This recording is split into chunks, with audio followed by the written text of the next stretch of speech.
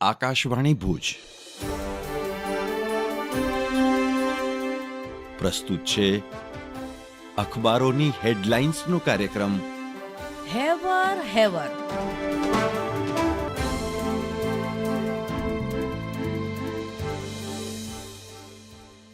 નમસ્કાર, હું જયેશ રાવલ. કચ્છ મિત્રમાં 15મા પાને આખું પાનું ભરીને તાજિયાના અહેવાલ છે.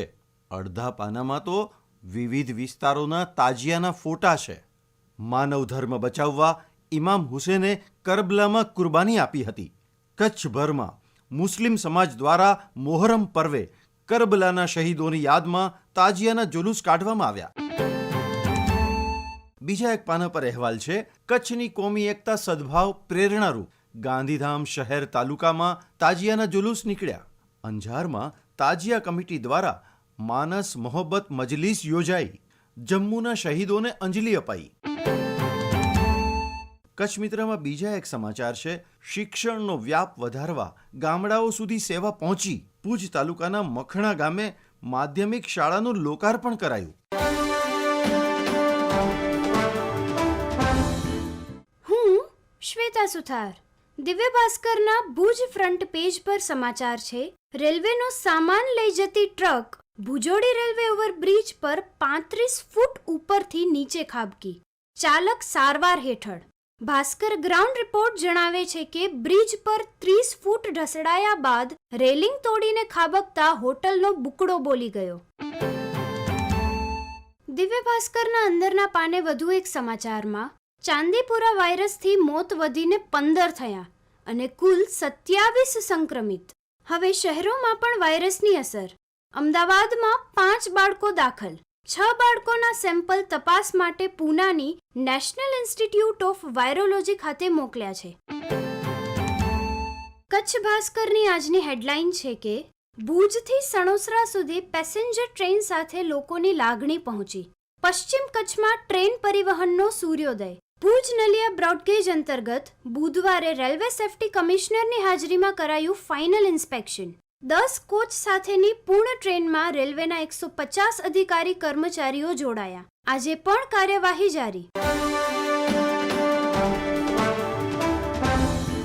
હું કેવિન સોની. ગુજરાત સમાચારની કચ્છ આવૃત્તિમાં સમાચાર છે. જામનગર દ્વારકાના 5 પશુપાલકો 250 ખારા ઊંટો સાથે કચ્છમાં. મરીન નેશનલ પાર્કના કારણે ચરિયાણની મનાઈ અને ડેરી ઉદ્યોગો ન હોતા સ્થળાંતર. કોટડા ચકાર સીમમાં 4 મહિના રોકાણ કરશે. કચ્છમાં ડેરી ઉદ્યોગ અને ચરિયાણ મળતા ચોમાસામાં પશુપાલકો આવે છે. ગુજરાત સમાચારના સ્પોર્ટ્સના સમાચાર છે. પેરિસ ઓલિમ્પિકમાં ભારતના 117 ખેલાડીઓ કુલ 16 રમતમાં ચંદ્રક જીતવા સ્પર્ધામાં ઉતરશે. 2020ના ટોક્યો ઓલિમ્પિકમાં 122 ખેલાડીઓએ 18 સ્પર્ધામાં ભાગ લીધો હતો. અન્ય એક સમાચાર છે દુબઈની રાજકુમારીના પતિ શેખ મનાને સોશિયલ મીડિયા પર ઇન્સ્ટન્ટ તલાક. પતિ બેવફાઈ કરતો હોવાથી ક્રાંતિકારી પગલું લીધું. ઇસ્લામિક કાયદા મુજબ સામાન્ય રીતે પુરુષોને જ તલાકનો અધિકાર હોવા છતાં રાજકુમારીએ હિંમત દાખવી.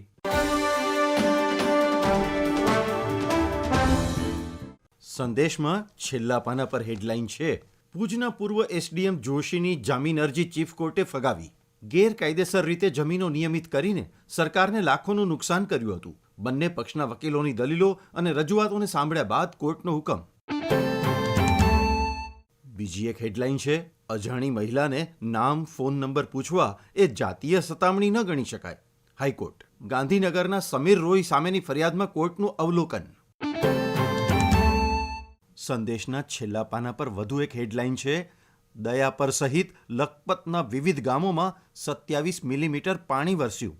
દયાપરમાં ગાજવીજ સાથે વરસાદ પડતા રસ્તાઓ પર પાણી વહી નીકળ્યા. જિલ્લાના મોટાભાગના વિસ્તારમાં વરસાદે બ્રેક લીધો. બફારો વધ્યો.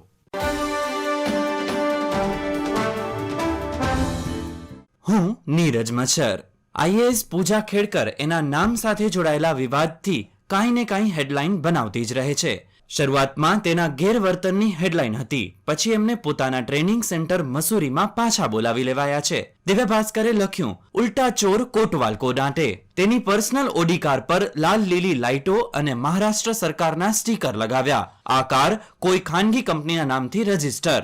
વીઆઈપી નંબર પ્લેટ સાથેના સરકારી વાહન, રહેઠાણ, સ્ટાફ સાથેની ચેમ્બર અને એક કોન્સ્ટેબલની માંગણી, જે સુવિધાઓ માત્ર વરિષ્ઠ અધિકારીઓ માટે જ ઉપલબ્ધ. પિતાએ પુત્રની માંગણીઓ પૂરી કરવા માટે જિલ્લા કલેક્ટર કચેરી પર દબાણ કર્યું. પોતે ઓબીસી શ્રેણીમાંથી હોવાનો દાવો કર્યો, જ્યારે ઓબીસી પ્રમાણપત્ર માટે માતા પિતાની વાર્ષિક આવક 8 લાખ રૂપિયા અથવા તેથી ઓછી હોવી જોઈએ, જ્યારે ચૂંટણી એફિડેવિટમાં તેમના પિતાની વાર્ષિક આવક 43 લાખ રૂપિયા અને કુલ સંપત્તિ 40 કરોડ રૂપિયા છે, અને હાલમાં તેના પિતા પર ઇન્ક્વાયરી બેઠી છે.